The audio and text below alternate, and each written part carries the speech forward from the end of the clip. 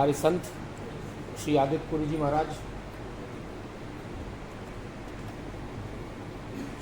न सिर्फ शहर के बल्कि संपूर्ण प्रांत में अपनी शल्य चिकित्सा एवं अन्य समाज सेवाओं से अपना नाम रोशन कर रहे डॉक्टर शैलेंद्र परिहार जी, अशोक जी भाई साहब, और हमारे मित्र संयोजक एवं अन्य विभिन्न विधाओं में पारंगत साहित्य के विशिष्ट मर्मज्ञ भाई शैलेश जी नारायण भाई साहब, जन अभियान परिषद के जिला समन्वयक शिव प्रताप जी, और मुझे विशिष्ट कवरेज दे रहे हमारे मित्र प्रमोद जी भदौरिया भाई साहब। मित्रों, विद्वजन मंच पर हैं, संत महाराज का हमें प्रबोधन मिलेगा जो उन बारीकियों तक पहुंचाएंगे जिनके हम शब्द भर सुनते हैं कि ये अद्वैत ये क्या है, तो वो तो अब मार्गदर्शन वही देंगे। मैं तो सिर्फ एक भूमिका का निर्वहन करता हूं। देखिए मित्रों, धर्म भारत की आत्मा है। थोड़ा विषय को इस रूप में शुरुआत करते हैं। और धर्म के बिना न तो हमारा संविधान है, न हमारी न्यायपालिका, कार्यपालिका, विधायिका है। और वही धर्म के लिए परम श्रद्धेय शंकराचार्य जी आह्वान कर गए। हम धर्महीन समाज की कल्पना कैसे कर सकते हैं? हमारे हर क्षेत्र में, हर वाणी में, हर बात में, हर कर्म में धर्म है। यदि नहीं है तो वो हमारा समाज अधूरा है। हम सेक्युलर कह के धर्म को वंचित नहीं कर सकते। सेक्युलर का एक तात्पर्य यह भी है कि हम किसी धर्म का सपोर्ट नहीं करते, बल्कि यह है कि हम सबको साथ लेके चलना है। वो एक पृथक विचार है।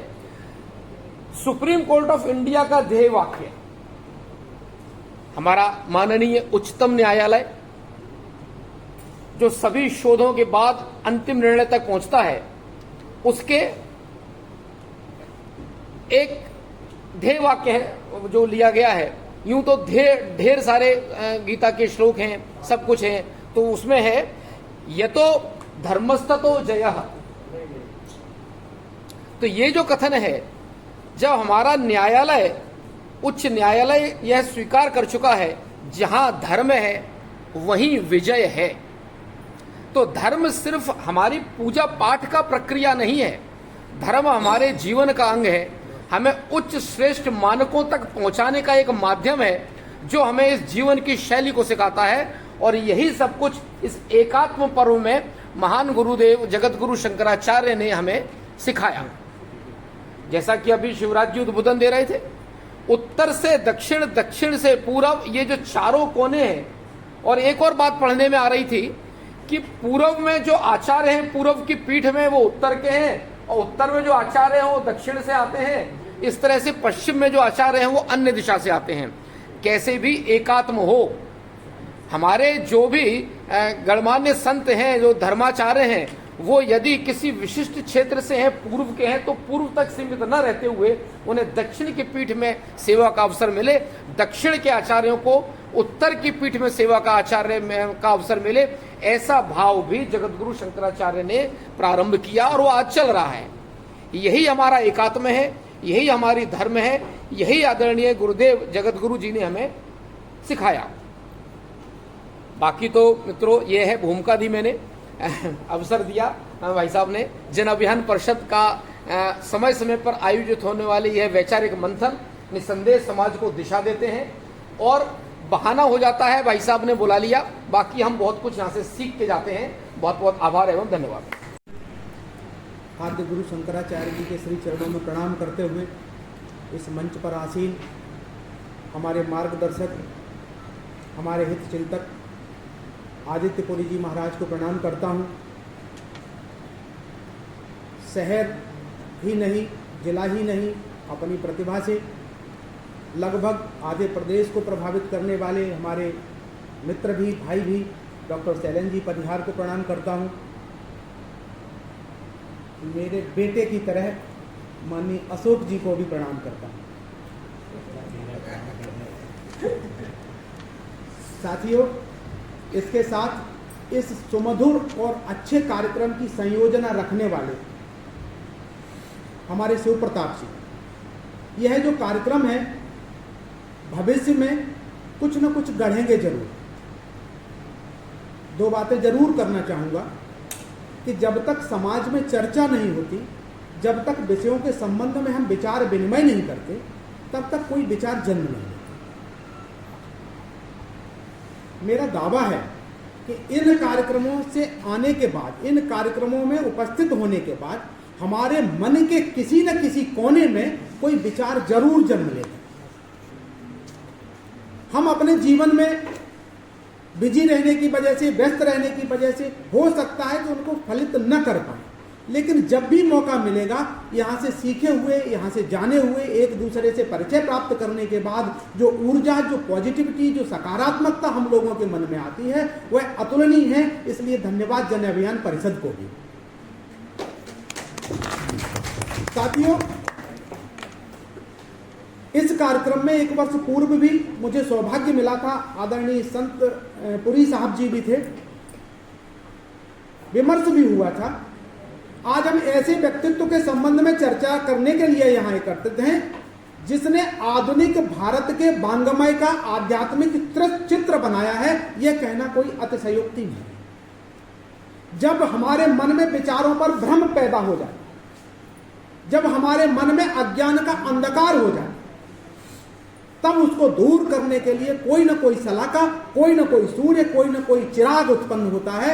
और ऐसा ही एक सूर्य इस भारत की भूमि पर प्रकट हुआ, और हम सभी को भी गौरव होना चाहिए कि वह मध्य प्रदेश की धरती पर भी आलोकित हुआ है। ऐसे आदिगुरु शंकराचार्य ने, उनका उद्देश्य और उनकी प्रासंगिकता केवल धर्म और पूजा भर नहीं है। आद्य गुरु शंकराचार्य की प्रासंगिकता इस सृष्टि के कण कण में प्राप्त की जा सकती है। जो अद्वैत के सिद्धांत का प्रतिपादन करते हैं, उनका व्याख्यान करते हैं, आदरणीय इस मंच पर विद्वजन हैं, उनके जीवन के संबंध में आपको बहुत तरीके से बताएंगे कि एक शैशव काल में एक शिशु बालक अपने घर में उत्पन्न होने के बाद उनके मन में किस तरीके की प्यास जगती है, धर्म को समझने की कितनी प्यास जगती है, कितनी जिज्ञासा और कितनी आशा उत्पन्न होती है कि मात्र 6 वर्ष के बालक ने अध्यात्म की उस ऊंचाई को प्राप्त कर लिया, अपनी मां से जिद करके संन्यास धारण करने का संकल्प लिया और उस संकल्प को फलीभूत करके असंख्य पुस्तकों का, असंख्य सिद्धांतों का प्रतिपादन कर दिया। वैचारिक गति में बहुत सारी चीजें उत्पन्न होती रहती है, स्वाभाविक है शिव प्रताप जी। जब विचार चलता है तो कई सारी सकारात्मक, कई सारी नकारात्मक चीजें पैदा होती हैं, लेकिन जिनके अंदर सामर्थ्य नहीं होता या जो चीजें सत्य के नजदीक नहीं होती, उनका रास्ता छोटा होता है। जैसे कि हम चरवाक दर्शन की बात करते हैं, सांख्य दर्शन की बात करते हैं, इसी भारत की भूमि पर आध्यात्मिक प्रयोगों के तौर पर कई सारे दर्शनों ने जन्म लिया है और उनके अपने अपने तर्क भी रहे, लेकिन वह सत्य के कितने नजदीक थे, उन्हें तर्क की कसौटी पर कस के सिद्ध करने का प्रयास केवल आदिगुरु शंकराचार्य ने किया था। जैसा कि हम लोग जानते भी हैं कि जिस वक्त आदिगुरु शंकराचार्य जी का प्रादुर्भाव हुआ, उस वक्त इस पूरी भूमि पर आध्यात्मिक चेतना के नाम पर बहुत सारे भ्रमों की उत्पत्तियां थी। हमारी दृष्टि बिल्कुल भी निर्दिष्ट नहीं थी, बिल्कुल भी क्लियर नहीं थी। हम ईश्वर को खोज रहे हैं, हम ईश्वर को ढूंढ रहे हैं, शिवालयों में, पातालों में, आकाश में। आदिगुरु शंकराचार्य जी कहते हैं अहम ब्रह्मास्मि। ईश्वर खोजने की वस्तु नहीं है, ईश्वर समझने की वस्तु है। अपने मन के मर्तवान को, अपने ज्ञान के फैलाव को उस दूर तक ले जाइए, उस ईश्वर के दर्शन आपको अपने स्वयं में होने लगे। अद्वैत कहता है एको हम द्वितीयो नास्ति। इस सृष्टि के कण कण में, इस सृष्टि के चराचर में सिर्फ और सिर्फ वही है। उसी की प्रतिछाया मात्र से सारी चीजें संचालित होती हैं। वह अपने विभिन्न ग्रंथों में एक उदाहरण भी देते हैं, कई सारे तर्क आते हैं कि यदि सृष्टि के कण कण में ईश्वर है तो फिर वह कण जिससे आए हैं वह कहां है? आखिर ईश्वर है कहां? यदि ईश्वर का अंश हम सब हैं तो अंश माने टुकड़ा होता है, तो ईश्वर खुट गया होगा, ईश्वर के टुकड़े हो गए होंगे जो हम सभी में व्याप्त हैं। यह भ्रम है। तो आद्य गुरु शंकराचार्य जी एक उदाहरण देते हैं कि आप 1,00,000 घड़े को भर के रख दीजिए, उसी सूर्य के पूरा प्रतिबिंब उन 1,00,000 घड़ों में भी प्रतिबिंबित होता है। इसी प्रकार से ईश्वर के बिंब मात्र से सृष्टि का संचालन होता है। अज्ञान के अंधकार और ज्ञान के प्रकाश के बीच में एक फर्क डालते हुए मैं बात करना चाहूंगा कि ज्ञान और अज्ञान किस तरीके से हमारे मन मस्तिष्क पर प्रभाव डालता है। आप कल्पना करिए, संभवतः यह वाक्य मैंने पिछली बार भी कहा था, आप कल्पना करिए कि आप अंधकार में हैं और अचानक आपकी दृष्टि किसी सर्पाकार जैसी रस्सी पर पड़ जाती है और आपका अवचेतन मन उसको सर्प समझ लेता है। अनायास आपको पूरे सर्प होने का भय आपने अंदर महसूस होगा। एक सर्प होने का जितना भय होता है, आपको उस रस्सी के होने का भी भय महसूस होगा। आपके पूरे शरीर में सिहरन दौड़ जाएगी। आप उस सर्प से, उस कथित काल्पनिक सर्प से बचने का पूरा प्रयास करेंगे, क्योंकि आपको ज्ञान नहीं है कि रस्सी है या सर्प है, और आपको वह सर्प होने का पूरा भय होगा। लेकिन जैसे ही उस रस्सी पर प्रकाश आएगा, आपको अपना डर निकलते हुए महसूस होगा। आप ये शब्द चित्र है, एक कल्पना है, अपने मन में डालिए और कल्पना के अंदर ये महसूस करिए कि उस रस्सी पर अचानक प्रकाश आता है, कोई टॉर्च लगा देता है, तो आपको अपना डर उतरते हुए महसूस होगा और वह भय आपसे चला जाएगा। ठीक इसी प्रकार से ज्ञान के मार्ग से जब हम ये खोजते हैं, जब हम ज्ञान से सत्य के नजदीक जाते हैं, जब हम सृष्टि पर और दिमाग पर डले हुए आवरणों को दूर करते हैं अपने ज्ञान से, तो हमको पता चलता है कि प्रकाश का महत्व क्या है। इसीलिए ज्ञान को प्रकाश के महत्व से हम निरूपित करते हैं। ऐसा आद्य गुरु शंकराचार्य जी ने भी इसका उल्लेख किया है कि ज्ञान से ही मुक्ति संभव है। लेकिन ज्ञान किसका? यह सिद्ध करना ऐसे तपस्वियों का काम है कि हमको सन्मार्ग और उस ज्ञान की ओर ले जाए जो सापेक्ष ज्ञान है। किसी ने ये घातक हथियार बनाए होंगे आत्मरक्षा के लिए, लेकिन यदि किसी अज्ञानी के हाथ में पड़ते हैं तो ये आत्महत्या भी करते हैं, ये लोगों का वध भी करते हैं। यहां ज्ञान और अज्ञान का फर्क होता है। तो ऐसी मीमांसाओं का अर्थ भी यही है कि हम ज्ञान में और अज्ञान में फर्क करें। सारे तर्क ज्ञान नहीं होता, सारे तर्क ज्ञान नहीं होते, लेकिन जिस तर्क से प्यास उपजती हो, जिस तर्क से हमारी कुछ यात्रा दूर तय होती हो, जिस तर्क से कोई सत्य का प्रादुर्भाव होता हो, तर्क वह है। ऐसे तर्कों को हमें स्वीकार करना चाहिए। आद्य गुरु शंकराचार्य जी ने इस कलयुग में समय का प्रभाव है। सतयुग में, त्रेता में और द्वापर में जो व्यक्ति की मेधा शक्ति और ज्ञान शक्ति थी, उसका ह्रास कलयुग में होना ही है, यह तय है। बहुत सारी चीजों के हम वशीभूत हैं, हम समय से नहीं लड़ सकते, लेकिन इस तरीके की जो सूर्य उत्पन्न होते हैं वह हमें लड़ने का हथियार देते हैं। प्रारंभ में जब यह भ्रम पैदा होता है तो जो हमारे मार्गदर्शक वेद हैं, हमारी सूक्तियां हैं, यह भी लुप्त हो जाती हैं। ईश्वर यहां करने कुछ नहीं आता है, हम ही लोग करते हैं। हमारी उदासीनता, हमारी मानसिकता ही वह करवाती है और हमारी चेतना ही ईश्वर का प्रकटीकरण करवाती है। जब हम चेतनाहीन हो जाते हैं तब हम अपनी धरोहरों को खो देते हैं। यह वेद हमारी इसी धरती पर उत्पन्न हुए, लेकिन कहीं लुप्त हुए थे, तो किसी लोगों को उनका प्रादुर्भाव करना पड़ा, उनका पुनरुत्थान करना पड़ा। आखिर क्यों हम सहेजने में, अपनी चीजों को समेटने में क्यों उदासीन हो जाते? यह हमारी मानसिकता का प्रभाव है। यदि कोई विदेशी विद्वान ने आकर हमको न बताया होता कि यह अशोक के शिलालेख है, तो हम तो उन पर भैंसे बांध रहे थे, जबकि वो हमारे पूर्वज थे। हमारा अपना ज्ञान था, लेकिन अपने ज्ञान को सहेजने का भी हमारा अपना मादा है। और इस तरीके की सेमिनार्स, इस तरीके की मीमांसा और इस तरीके के महान व्यक्तियों के संबंध में चर्चा का उद्देश्य भी यही है कि हम अपनी मानसिकता को, अपने मन को खोज परख बनाएं और समाज और जीवन के लिए जो उपयोगी हो उसको अपनाएं। आज के इस अवसर पर और अधिक प्रलाप न करते हुए मैं अपनी बात समाप्त करता हूं। सभी को प्रणाम। नमन के साथ आज के कार्यक्रम के मुख्य अतिथि संत आदित्य पुरी महाराज जी, जिनकी वाणी सबको सम्मोहित करती है, जो शब्दों के सौदागर हैं, शैलेश नारायण जी, मैंने तो घर से निकला था तभी बोला था कि मैं आपको सुनूंगा। अशोक भाई साहब,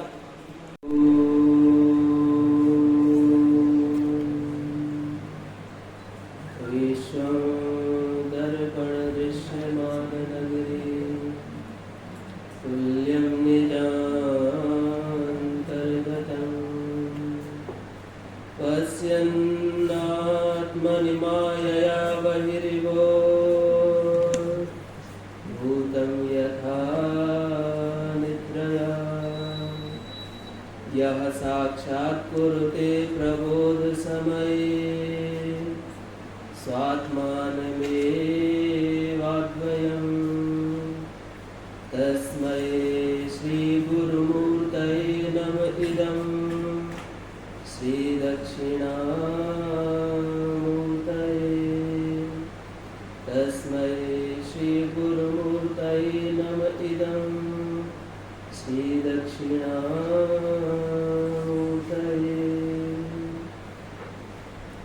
हम सबके अंतर्हृदय में विराजमान सर्वभूत हृदय एको वसी सर्वभूता भूतांतरात्मा, वेद कहते हैं, उपनिषद कहते हैं कि जो एक तत्व है वो हम सबके अंतर्हृदय में विराजमान है। ऐसे परम पुरुष परमेश्वर भगवान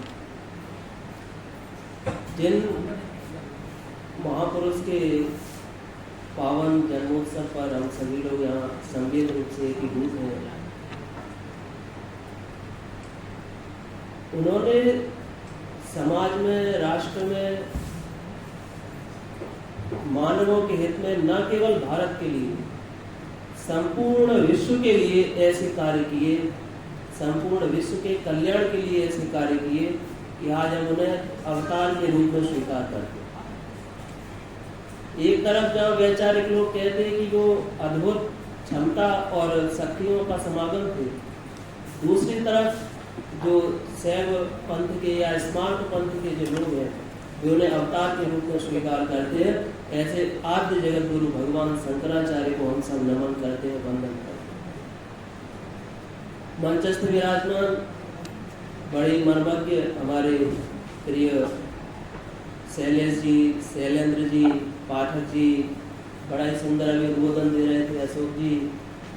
एवं जिस प्रकार से संपूर्ण भारत को एक सूत्र में पिरोने का कार्य श्रीमद आद्य शंकराचार्य भगवान ने किया, उसी प्रकार से 4 आयामों को यहाँ पर आप सबके समक्ष प्रस्तुत किया। ऐसे हमारे श्री प्रताप जी 4 आयामों को उन्होंने लाकर के आज देखिए 4 ही लोग बैठे हुए हम सबके समक्ष। एवं समुपस्थित विराजमान अपने अपने क्षेत्र में अग्रणी कार्य करते हुए अपने अपने दायित्वों का निर्वहन कर रहे आप सभी लोग, आप सभी के भी हृदयों में विराजमान उसी एक परम सत्ता का दर्शन करते हुए मैं आप समस्त लोगों को कोटिशः नमन व वंदन करता हूँ। देखिए, वस्तुतः आज हम जिस विचार को करने के लिए एकीभूत हैं वह सर्वोच्च विचार हमारे ग्रंथों का। वैसे तो संपूर्ण विश्व में यदि अध्यात्म सबसे ज्यादा कहीं फला और फूला है तो वह भारत की भूमि, और उस भारत की भूमि में कई दर्शनों ने जन्म लिया, कई दर्शन हुए, विशिष्टाद्वैत, द्वैताद्वैत, द्वैत, अद्वैत, बहुत दर्शन हुए। उन समस्त दर्शनों में भी जो सबसे एक व्यवहारिक रहा और सबके लिए उपादेय रहा और सबके कल्याण का एकमात्र कारण रहा, अभी बता ही रहे थे चार्वाक दर्शन के विषय में, यावत् जीवे सुखम जीवे तृणम कृत्वा घृतम पीवे भस्मीभूतस्य देहस्य पुनरागमनम कुतः। जब तक जियो मौत से जियो, भले ही कर्जे से घी लेना पड़े, घी पियो। बोले मर जाएंगे, भस्म रह जाए, किसने देखा दूसरा जन्म हुआ कि नहीं हुआ। लेकिन एक दर्शन उस समय खड़ा हुआ जिसने विचार दिया, कस्त्वम कोहम कुत आया था, मैं कौन हूं, मैं कहां से आया हूं और मैं कहां जाऊंगा। इसी दर्शन का नाम है अद्वैत दर्शन। इसी दर्शन का नाम अद्वैत दर्शन है, जहां यह विचार हो। और यह विचार करने के लिए हम गोष्ठियां करें। आज जिनके जन्म पर हम यह गोष्ठी कर रहे हैं, उन्होंने इस दर्शन को जिया। एक बार भगवान श्रीमद आद्य शंकराचार्य जी महाराज गंगा जी को दर्शन करने के लिए जा रहे थे, स्नान करने के लिए जा रहे थे। और जब वे स्नान करने के लिए जा रहे थे तो वह समय ऐसा था कि उस समय चारों दिशाओं में वे मठ की स्थापना कर चुके थे, उनका बड़ा प्रभाव था। वे जा रहे थे तो उनके आगे उनके शिष्य जा रहे थे, मार्ग खाली करो, रास्ता हटाओ, आद्य जगत गुरु भगवान शंकराचार्य आ रहे। वही मार्ग में एक चांडाल खड़ा हुआ, उनके शिष्यों ने कहा हट जाओ, जगत गुरु शंकराचार्य आ रहे। उसने बोला कौन से शंकराचार्य आ रहे? बोले आत्म जगत गुरु भगवान, भगवत स्वरूप। उसने कहा उनका शरीर मुझसे अलग है क्या? पंचभूतों से नहीं बना क्या? उनका शरीर पंचभूतों से नहीं बना? या उनके भीतर जो तत्व है क्या वो तत्व मुझसे अलग है? ये उस चांडाल ने कहा। और जब उन सब ने हटाने का प्रयास किया वो नहीं हटे। साक्षात स्वयं शंकराचार्य महाराज जब वहां पहुंचे तो उन्हें भी थोड़ा ऐसा लगा कि हट जाओ, उन्होंने भी ऐसा भाव व्यक्त किया। तब उस चांडाल ने वहां कहा कि आप किससे दूर हटना चाहते हैं? क्या आपका जो शरीर है वो पंचभूतों से नहीं बना? चित जल पावक गगन समीरा पंच रचित अति अगम शरीर, जल वायु पृथ्वी अग्नि, इन्हीं से सारे ये शरीर बने हुए हैं। और क्या जो है जो एक आत्मा है जिसके विषय में आपने ही श्रीमद भगवत गीता का भाष्य लिखा, श्रीमद भगवत गीता के भाष्य के लिखने की शुरुआत ही श्रीमद आदि शंकराचार्य भगवान ने द्वितीय अध्याय से की है। उन्होंने पहले अध्याय का भाष्य लिखा ही नहीं। भगवान श्रीमद आदि शंकराचार्य लिखते असोच्यानंद वसोचस्तम प्रज्ञावादांश भाष्य गतासून गतासून सोचंति पंडितः। यहाँ से श्रीमद आदि शंकराचार्य भगवान अपना भाष्य लिखना प्रारंभ कर दिया। और जब उन्होंने अपना ऐसा अद्भुत भाष्य लिखा है, समस्त जितने भी सिद्धांत है, बड़ा वैसे तो संप्रदायों की बड़ी झगड़ा है, इतना झगड़ा संप्रदाय को है गृहस्थियों में नहीं होता हो। मैं आपको वास्तविकता बता रहा हूँ, इतना झगड़ा संप्रदायों का था। उस समय तो और ज्यादा था, अभी वर्तमान में इतना नहीं है।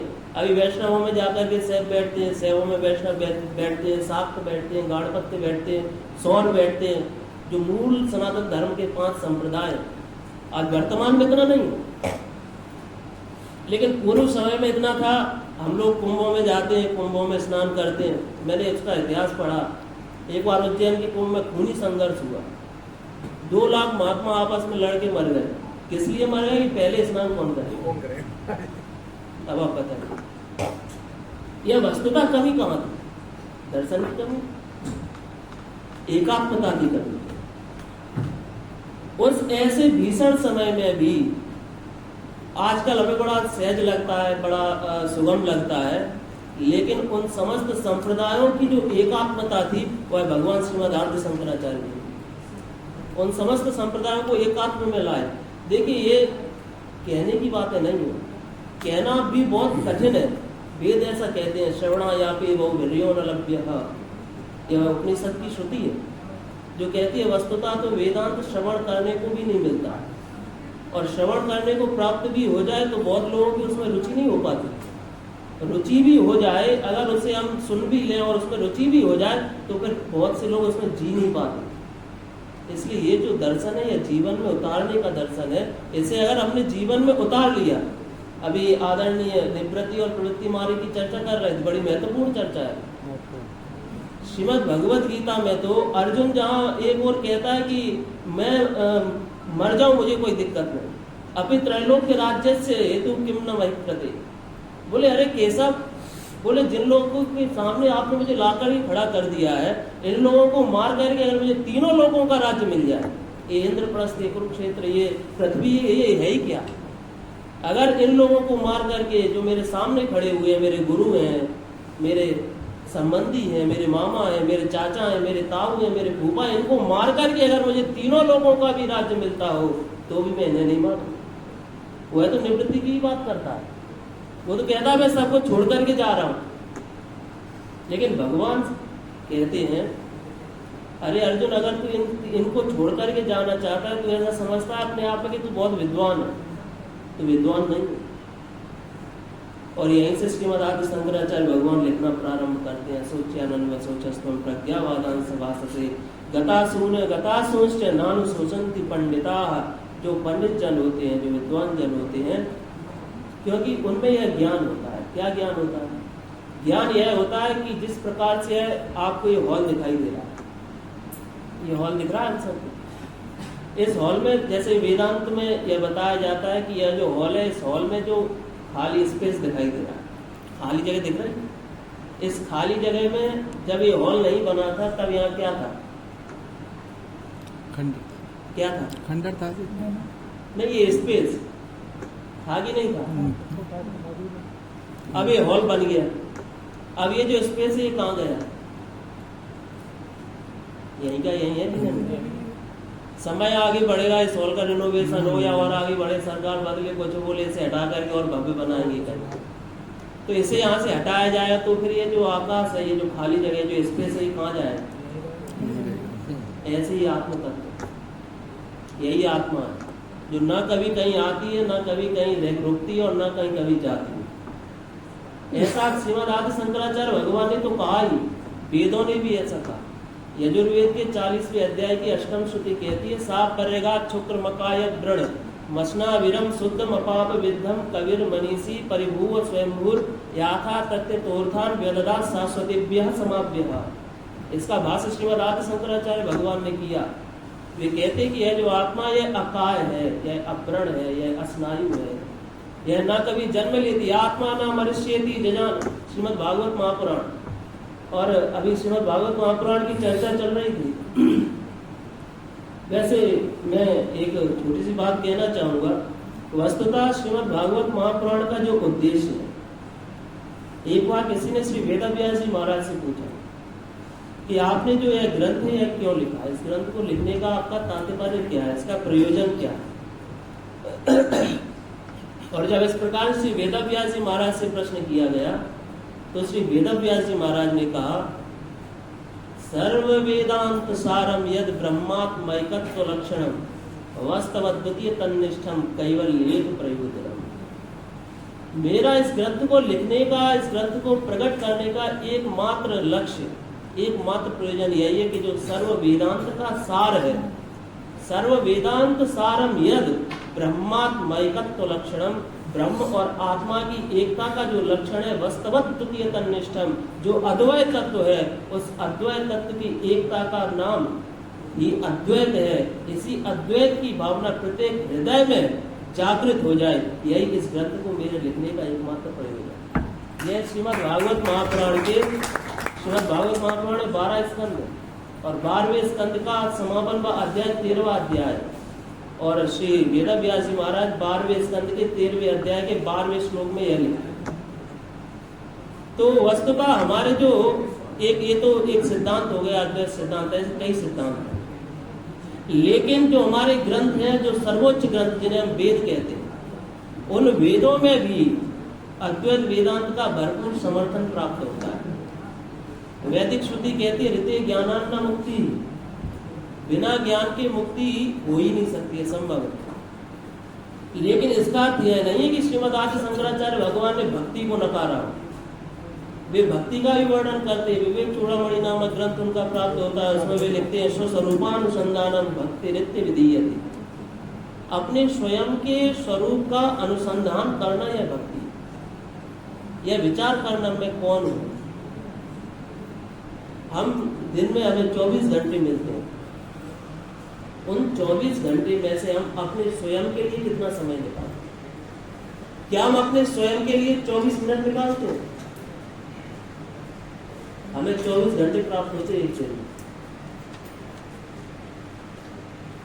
देखिए, ऐसा मेरा कहने का उद्देश्य नहीं है कि सब मेरी तरह लाल कपड़े पहन करके और मंदिरों में रहने लगो।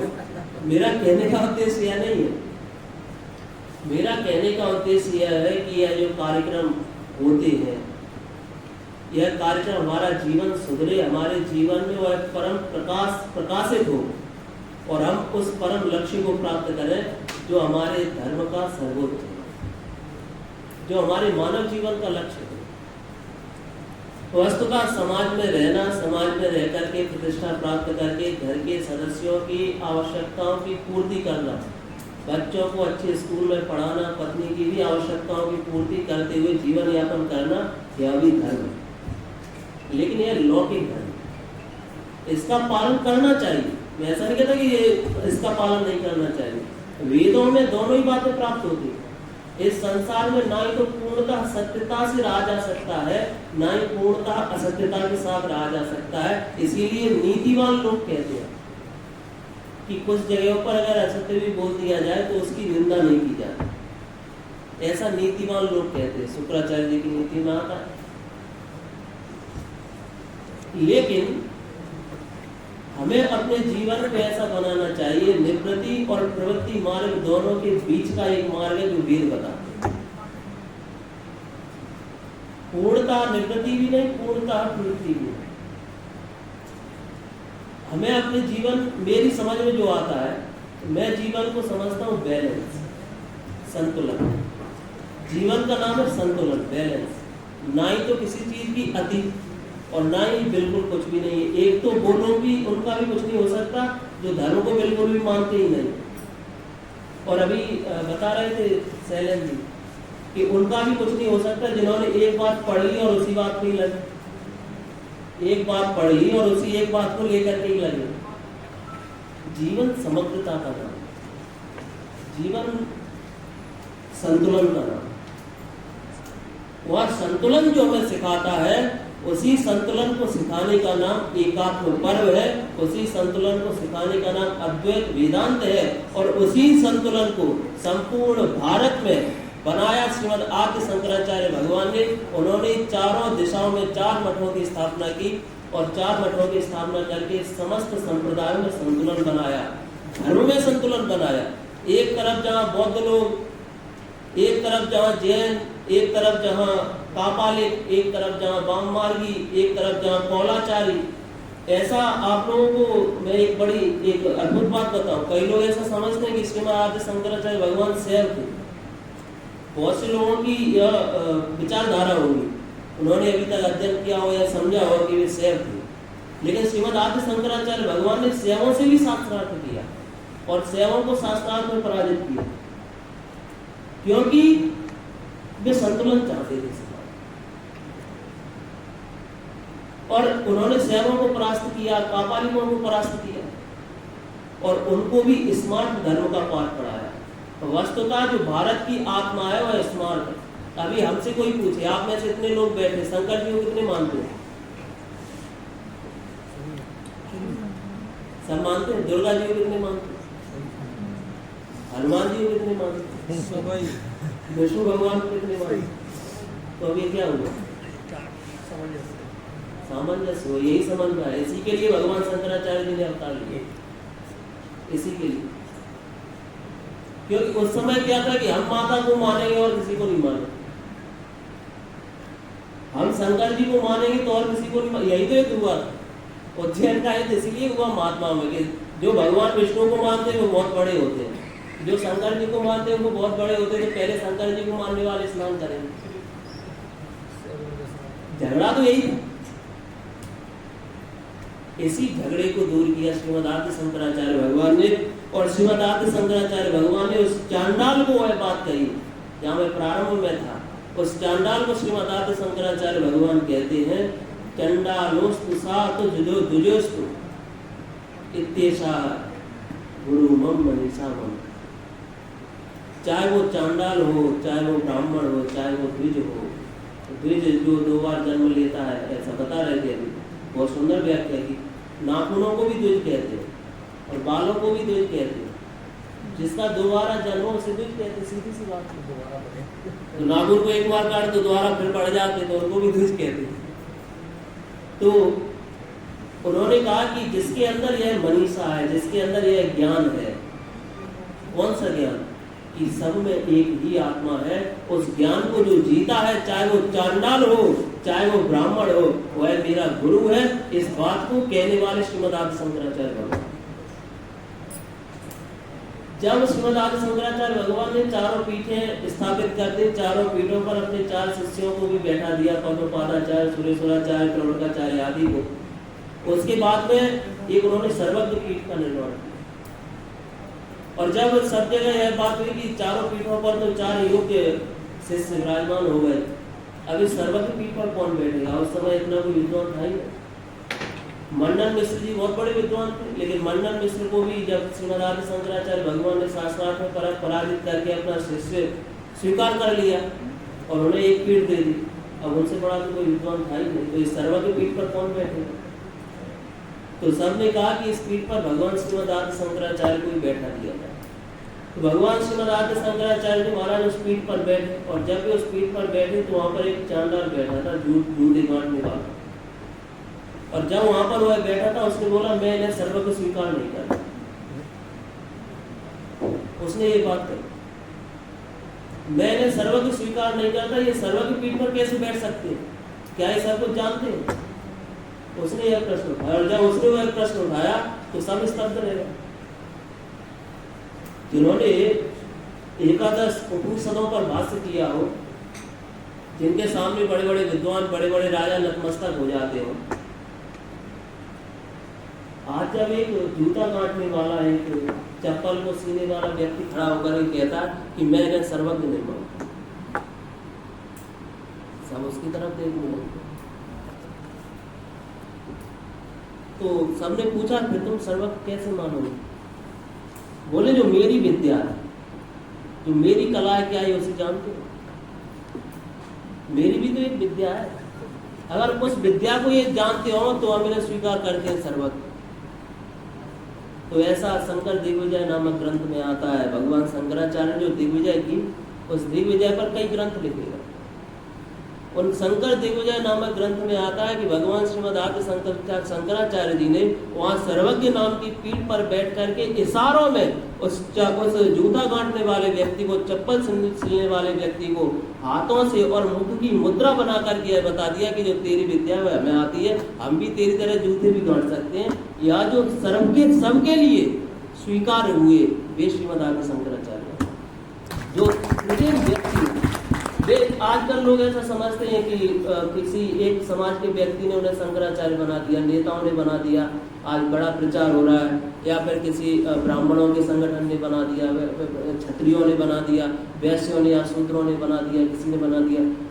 समाज के अंतिम व्यक्ति ने उन्हें स्वीकार किया कि ये वास्तविकता में सर्वज्ञ हैं और ये वास्तविकता में आद्य जगत गुरु हैं। आज जब हम आदि गुरु कहते हैं तो आदि गुरु शब्द से अर्थ हमें समझना चाहिए। आदि गुरु अर्थात जो सबसे पहले गुरु है, जो प्रथम गुरु है, आदि गुरु भगवान जगत गुरु शंकराचार्य के सिद्धांतों का प्रचार प्रसार करना यह समस्त सनातन धर्मियों का पहला कर्तव्य और दायित्व है, ताकि समाज में सामंजस्यता, समरसता और एकात्मता हो। यह तभी होगी जब श्रीमद आदि शंकराचार्य भगवान के जीवन को हम अपने जीवन, उनके दर्शन को अपने जीवन में उतारेंगे। श्रीमद आदि शंकराचार्य भगवान ने, थोड़ा मैं साहित्यिक तरफ भी चलूं, उन्होंने वेदांत को, इस संसार को वेदांत की दृष्टि से 3 भागों में विभाजित किया। एक प्रतिभासिक सत्ता, एक व्यवहारिक सत्ता और एक पारमार्थिक सत्ता। श्रीमद आदि शंकराचार्य भगवान कहते हैं कि यह जो सारा संसार जो हमें दृष्टिगोचर होता है, यह 3 सत्ताओं में विभाजित है। पहली सत्ता प्रतिभासिक सत्ता, दूसरी सत्ता व्यवहारिक सत्ता और तीसरी पारमार्थिक सत्ता। प्रतिभासिक सत्ता उसे कहते हैं जब हम गहरी निद्रा में होते हैं। गहरी निद्रा में जब हम स्वप्न देखते हैं, वस्तुतः जो हम स्वप्न देखते हैं और स्वप्न में कहीं कोई हमारा गला काट दे, स्वप्न में कोई हमारा गला काट दे और हम जगते आज तो बहुत बच गए, नहीं तो मर गए होते जागते। अब बताओ वास्तविकता में अगर हम विचार करें तो हम जब जगे तो हम क्या कहते हैं, आज तो हम बच गए, नहीं तो मर गए होते। जबकि सबको पता है कि यह सत्य है। उस व्यक्ति को भी पता है कि स्वप्न सत्य नहीं है।